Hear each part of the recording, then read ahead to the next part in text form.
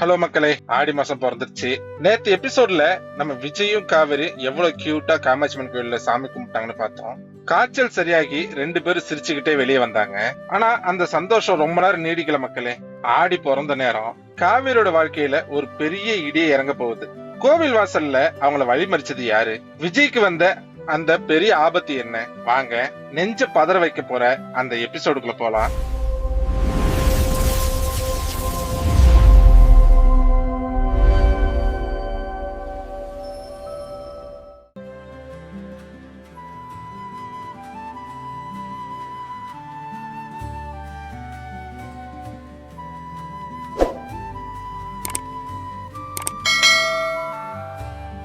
காமாட்சி அம்மன் கோவில்ல சாமி கும்பிட்டுட்டு விஜய் காவேரி ஒருத்தர் கிண்டல் பண்ணிட்டு ரொம்ப சந்தோஷமா பிரகாரத்தை விட்டு வெளியே வராங்க. கோவில் வாசல்ல நிறைய பேர் உட்காந்துருக்காங்க. அப்போ கையில ஒரு வேப்பிலையும் நெத்தி முழுக்க குங்குமம் வச்சுக்கிட்டு சாமி இறங்கின மாதிரி ஆடிக்கிட்டு இருந்த ஒரு குறி சொல்ற அம்மா டக்குன்னு எழுந்து வந்து விஜயும் காவேரியும் வழிமறிச்சு நிக்குது. 2 பேரும் திடுக்கிட்டு நிக்கிறாங்க.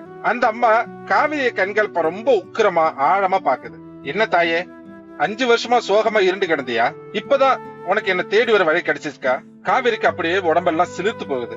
5 வருஷம் அவ பட்ட கஷ்டம் இந்த அம்மாவுக்கு எப்படி தெரியும்னு அவளுக்கு புரியவே இல்லை. பயத்துல விஜயோட கை இறுக்கமா பிடிச்சுக்கிறா. அம்மா, நீங்க என்ன சொல்றீங்க? எனக்கு ஒண்ணும் புரியல. உனக்கு புரியல? எல்லாம் புரிஞ்சுதாண்டி இங்க வந்து நிக்கிற.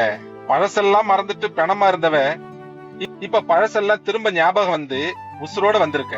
ஆனா தாயே, உனக்கு அந்த பழைய ஞாபகம் வந்ததுனால உன் புருஷனுக்கு பெரிய கண்ட காத்துட்டு இருக்குடி.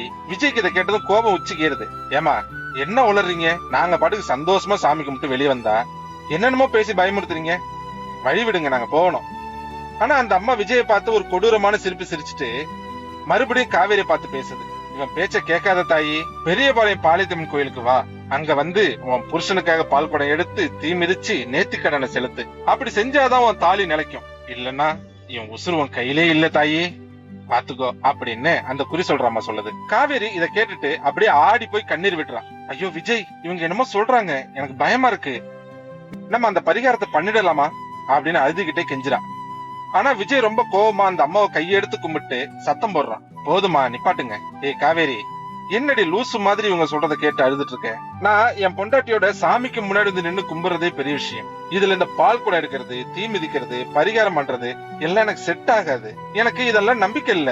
வா போலாம் அப்படின்னு சொல்லிட்டு காவிரிய கைய வலுக்கட்டாயமா பிடிச்சு இழுத்துக்கிட்டு காரை நோக்கி போறான். அந்த குறி சொல்ற அம்மா அவங்க போறதே ஒரு விசித்திரமான பார்வையோட பாத்துட்டு நிக்குது.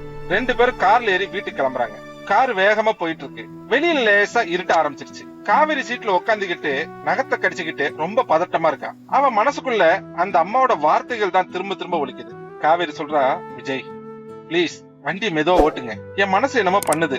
அந்த அம்மா சொன்னதை பார்த்து எனக்கு உசுரே போகுது விஜய். ஹேய் குட்டிமா, இதெல்லாம் சும்மாடி. அவங்க ஏதோ காசுக்காக பயமுறுத்துறாங்க. நான் உனக்கு பக்கத்துல இருக்கும்போது உனக்கு என்னடி பயம்? நான் பாத்துக்கிறேன், ரிலாக்ஸா இரு அப்படின்னு சொல்லிட்டு அவளை பார்த்து லேசா சிரிக்கிறான். சரியா அந்த நேரம் ஒரு இருட்டான வளைவுல திரும்பும் போது ஆப்போசிட்ல ஒரு பெரிய லாரி ஹெட்லைட்ட ஃபுல்லா போட்டுக்கிட்டு கண்ட்ரோல் மீறி இவங்க கார்ல மோத நேரா வருது. கண்ணு கூசுற வெளிச்சத்துல விஜய்க்கு ஒண்ணுமே தெரியல. காவேரி விஜய்னு உசுரே போற மாதிரி கத்துறான். விஜய் டக்குன்னு சுதாரிச்சு பிரேக்க அவ்வளவு பலமா மிதிக்கிறான். கார் டயர்ஸ்ம கிரீச்னு ஒரு சத்தம் போட்டுக்கிட்டே ரோட்ல உரசிக்கிட்டே போய் அந்த லாரியோட டயருக்கும் 1 இன்ச்சு கேப்ல டப்புன்னு நிக்குது. லாரிக்காரன் அப்படியே வண்டி நிறுத்தாம வேகமா போயிடுறான். கார்ல ஒரு மயான அமைதி. காவேரி அப்படியே மூச்சு வாங்க நெஞ்ச பிடிச்சுக்கிட்டு சீட்ல சாஞ்சுக்கிருக்கான். அவளுக்கு கை காலெல்லாம் நடுங்குது. விஜய் ஒரு நிமிஷம் ஆடி போயிட்டான். தான் நெத்தியில வடிஞ்ச அந்த வேர்வையை தொடச்சுக்கிட்டு காவேரியை பாக்குறான். காவேரி அழுதுகிட்டு தன்னோட நடுங்குற குரல்ல, பாத்தீங்களா விஜய், பாத்தீங்களா, அந்த அம்மா சொன்னது பலிக்க ஆரம்பிக்குது. கடவுளே, இன்னும் 1 இன்ச்சு முன்னாடி போயிருந்தா நம்ம உசுறு என்ன இருக்கும் விஜய். பிளீஸ் விஜய், என் பேச்ச கேளுங்க, நம்ம பெரியபாளையம் போகலாம் அப்படின்னு நம்ம காவேரி சொல்ல, விஜய் கொஞ்சம் பயத்தை மறைச்சுக்கிட்டு, ஏய் ஒண்ணு இல்லடி, அந்த லாரிக்காரன் குடிச்சிட்டு ஓட்டிருப்பான் போல. நான் தான் கரெக்டா பிரேக் அடிச்சிட்டேன்ல, உனக்கு ஒண்ணும் ஆகல இல்ல, பயப்படாத, நான் இருக்கேன் அப்படின்னு சொல்லிட்டு வண்டி மறுபடியும் ஸ்டார்ட் பண்றான். ஆனா காவேரிக்கு அந்த பயம் கொஞ்சம் கூட குறையல. நைட்டு வீட்டுல எல்லாரும் தூங்கிட்டாங்க. பெட்ரூம்ல விஜய் ரொம்ப அசதியா காவேரிய கட்டி பிடிச்சிட்டு நல்லா தூங்கிட்டு இருக்கான். ஆனா காவேரிக்கு தூக்கமே வரல. கண்ணை திறந்து ஃபேன் சுத்துறதே பாத்துட்டு இருக்கான். மெதுவா திரும்பி தூங்குற விஜயோட முகத்தை பாக்குறான். அவன் நெத்தில விழுந்து முடிய ரொம்ப மெதுவா விலக்கி விடுறான். அவன் கண்ணுல இருந்து லேசா கண்ணீர் வழியுது.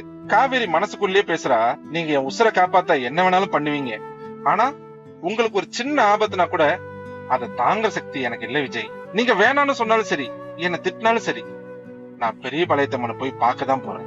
என் உசுரான உங்களை காப்பாத்த நான் எந்த பரிகாரமும் பண்ணுவேன். அந்த தீய என் கால்ல மிதிக்காம நான் விட மாட்டேன் விஜய் அப்படின்னு ரொம்ப ஸ்ட்ராங்கான முடிவோட விஜயோட நெஞ்சில முகம் புதைச்சி அமைதி அழுவுறா. என்ன மக்களே, ஆக்சிடென்ட்ல இருந்து ஜஸ்ட் மிஸ்ல தப்பிச்சிட்டாங்க நம்ம விஜயும் காவேரியும். ஆனா குறி சொல்ற அம்மா சொன்ன அந்த ஆபத்து உண்மையாவே அவங்களுக்கு நெருங்குதா? தான் புருஷனை காப்பாத்த தனியால பெரிய பாளையம் போக போற அந்த காவேரி எடுத்த முடிவு என்ன ஆக போகுது? விஜய் இதை எப்படி தடுக்க போறான்? வரப்போற ஆடி மாச எபிசோடு எல்லாம் சும்மா அனல் பறக்க போகுதுங்க. அடுத்த எபிசோட மிஸ் பண்ணாம பாருங்க. பிடிச்சிருந்தா லைக் பண்ணுங்க, அப்படியே சப்ஸ்கிரைப் பண்ணிடுங்க. உங்க ஃப்ரெண்ட்ஸ் அண்ட் ஃபேமிலிக்கு ஷேர் பண்ணுங்க. போன வீடியோல கடைசியில சில எலிமெண்ட்ஸ் எல்லாம் ஆட் பண்ணிருந்தேன். அதை பார்த்து யாரும் ஒரு வார்த்தை கூட கமெண்ட்ல சொல்லல. பரவாயில்ல, இருந்தாலும் இதை நான் கண்டினியூ பண்றேன். இது ஆடி மாசம், கவலையே படாதீங்க. மிகப்பெரிய சர்ப்ரைஸ் ஒண்ணு உங்களுக்காக காத்துக்கிட்டு இருக்கு. அதுவும் சரியா ஆடி 18.